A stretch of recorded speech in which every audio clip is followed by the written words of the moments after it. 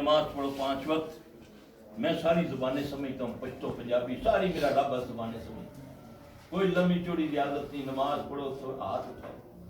رونا نہیں آتا, نبی صلی اللہ علیہ وسلم نے فرمایا رونے والا منہ بنا دو. اللہ سفید بالوں سے حیا کرتے ہیں. نبی صلی اللہ علیہ وسلم کا فرمان ہے کہ سفید بالوں والا جب اللہ کے آگے ہاتھ اٹھاتا ہے تو اللہ کہتے ہیں میں خالی نہیں موڑتا اس کے ہاتھ. پڑھو نا نماز پڑھ کے مانگو دعا. تمہیں تو لگا دیے شارٹ کٹوں پہ. فلاں کو جاتا مارسی اینج کر کے ہیں جی وہ تھکسی موئے تھے وہ چرزا سوٹا لواسی تھے کام ہو جاسی. یہی ہے نا شارٹ کٹ. شارٹ کٹ میں عموماً آدمی کچھ نہیں سکا بچتا, سب کچھ غرق ہو جاتا ہے اس کا. اس لیے میرا بھائی نماز کی طرف آؤ, اللہ رسول کی طرف آؤ. یہ سب چیزیں بھاگ جائیں گی. یہ ہمارے میرے آپ کے لیے یہ عبرت ہے, یہ میرے لیے آپ کے لیے عبرت ہے. اللہ کل مجھے بھی یہ کر سکتا ہے. یہ کوئی مت سوچے کہ یہ ہے تو میں نہیں ہوں گا. الحمدللہ یہاں دعا پڑھا کرو, الحمدللہ الذی عافانی مما ابتلاک بہ وفضلانی علی کثیر ممن خلق تفصیلا. نبی صلی اللہ علیہ وسلم نے یہ فرمایا جب کسی کو کسی بری حالت میں دیکھو تو یہ دعا پڑھ لیا کرو. دعائیں سیکھو نا. سب پتہ میں جی آئی ٹی میں کیا کیا, پی ایچ ڈی کیا. میں نے فلاں میں پی ایچ ڈی کیا. استنجا کرنا آندہ کوئی نہیں ہے جی, نہانا آندہ نہیں. پوچھو نا یار پاک کس طرح ہوئی دا ہے, بہت چیز بھی ہوئی دا ہے, نہا لو ہاں جی تو اس کے بعد وضو کر. بات کہتے نہیں وضو سے بھی لوڑ کوئی نہا جو لیتا. یہ تو نبی بتاتے ہیں کہ تم نے پاک کیسے ہے. نبی کو فالو کرو. یہ اس میں بھی پی ایچ ڈی نہیں تو چلو کم از کم پرائمری کر لو یار. دنیا میں پی ایچ ڈی کرتے ہو, اسلام میں اللہ کی قسم پرائمری بھی کر لو گے تو کامیاب ہو جاؤ گے. تو کامیابی تو وہ ہے نا جو آخرت کی ہے. یہاں تو سدا تو نہیں رہنا ہم نے کہ رہنا سدا. نہ سدا مال رہے گا, نہ جوانی رہے گی, نہ ماں رہے گی, نہ باپ رہے گا. تو پھر اس کے لیے میں نے بھی تو کوئی تیاری کرنی ہے. اگر آخرت پر یقین ہے تو. میرا اصل میں آخرت پر یقین نہیں ہے. جب اللہ پر یقین نہیں ہے تو آخرت پہ. اب اللہ کی بات کوئی بتائے تو کہتا ہے دیکھی جاسی یار. سب کچھ کر لیتا تاں کہ ہو گیا دنیا تے سمندر پی گئی ہے.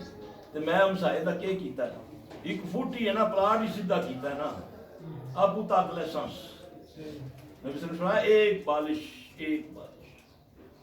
زمین اگر کسی نے ہتھیائی قیامت والے دن وہ اس کے اوپر توپ بنا کر لا دی. اس کو ڈر ہے. کون ڈرتا ہے؟ 2 دھرم دینے ہیں. ایک صحابی نے, صحابی رسول 2 دھرم دینے ہیں کسی کے. جنازہ تیار ہو گیا, صحابی انس رضی اللہ عنہ آ کر کہتے ہیں یا رسول اللہ صلی اللہ علیہ وسلم آئے جنازہ پڑھا دیں, تیار ہے.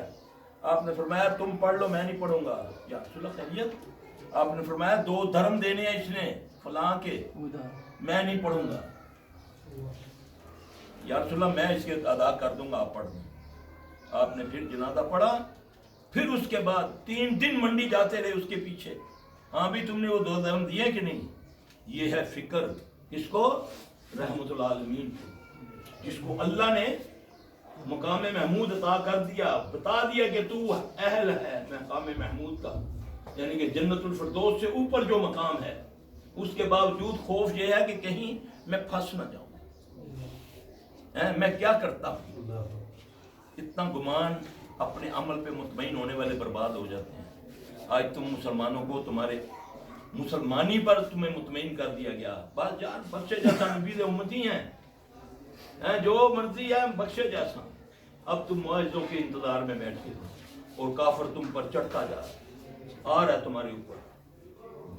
جب سانپ, فرینچ میں بولتے ہیں سانپ خون کو, جب تمہاری فنانس قبضے میں آ جائے نا پھر تم غلام. یہ یاد رکھنا. جب تمہارا مال جو ہے نا, اب یہ جو ہے نا آئی ایم ایف ہو گیا, وہ کیا نا ورلڈ بینک ہو گیا, یہ سارے جو ہے نا تمہارے, تم ان کے محکوم ہو. اس کی پیشن گوئی نبی صلی اللہ علیہ وسلم نے فرمائی کہ جب تمہارے حکمران اللہ اور اس کے رسول کے مطابق نہیں چلیں گے, اللہ باہر سے دشمن مسلط کر دے گا. وہ تمہارا ہاتھ باندھ دیں گے اور اپنے حصے کا بھتہ لیں گے. یہ نبی صلی اللہ علیہ وسلم کی حدیث ہے. اب اس کا معنی سمجھاتا ہوں.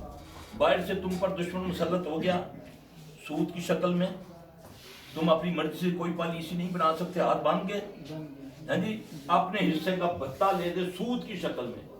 عمران خان کہتا ہے کہ 44 ارب ڈیلی سود جاتا ہے. 44 ارب ایک شہر بس جاتا ہے 3 ارب میں 3 دنوں میں کی سود میں. یہ مار ہے تمہیں اللہ کی، جس تم نے اللہ رسول کے گریبان کو پکڑا ہوا ہے. تم موبائل کا جو لیتے ہو نا وہ وہاں جو 20 ہوتا ہے اس میں بھی وہ سود لیتے ہیں تم سے. ڈر لگتا ہے. اللہ اکبر. اللہ ہمیں معاف کرے. یہ ہے میرا بھائی میری اور آپ کی بات. ہم اپنی اصلاح کریں گے آج ہی سب ٹھیک ہو جائے گا، کیونکہ اللہ غفور الرحیم ہے. اپنے گناہوں کی معافی مانگیں. اللہ قرآن میں وعدہ کرتا ہے جو استغفار پڑھو گے تم استغفار پڑھو گے میں رحمت کی بارش برساؤں گا. بیٹوں سے تمہاری مدد کروں گا. بیٹا بیمار ہے اس کو ٹھیک کر دوں گا. نافرمان ہے اس کو ٹھیک کر دوں گا. بے اولاد ہو تب میں دوں گا. میں بیٹوں سے مدد کروں گا، بیٹیوں سے نہیں کہا. میں بیٹوں سے مدد کروں گا. میں نہریں دوں گا. میں میوے دوں گا.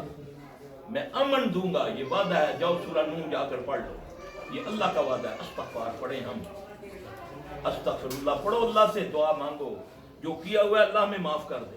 کسی سے زیادتی کی ہوئی ہے جاؤ جا کر اس کو بولو بھائی میں نے تمہارے ساتھ اس طرح فلاں موقع میں دھوکہ کیا تھا، یہ 50,000 لے لو اپنا. اللہ کی قسم دیکھو ٹوٹی کھلتی کیسے ہے. اس سے نہیں ڈرتے ہو، اس سے ڈرتے ہو. میرا ایک دوست ہے یقین جانے وہ اس نے 2 کام ایسے کیے. اللہ اکبر. کہتا ہے میں خود گیا دکاندار کے پاس. میں جاتا تھا اس کو پیسے بھی نہیں دیتا تھا. بڑے افسر کا میں بیٹا تھا. تو میں چاچا تینوں میں 200 روپیہ دیتا. آٹے کا توڑا بھی چکنا نلکی یا جو کچھ بھی ہے. کہتا ہے اس نے مجھے واقع کے پیسے بھی دے دینے. پھر جب اللہ نے مجھے سمجھ دی،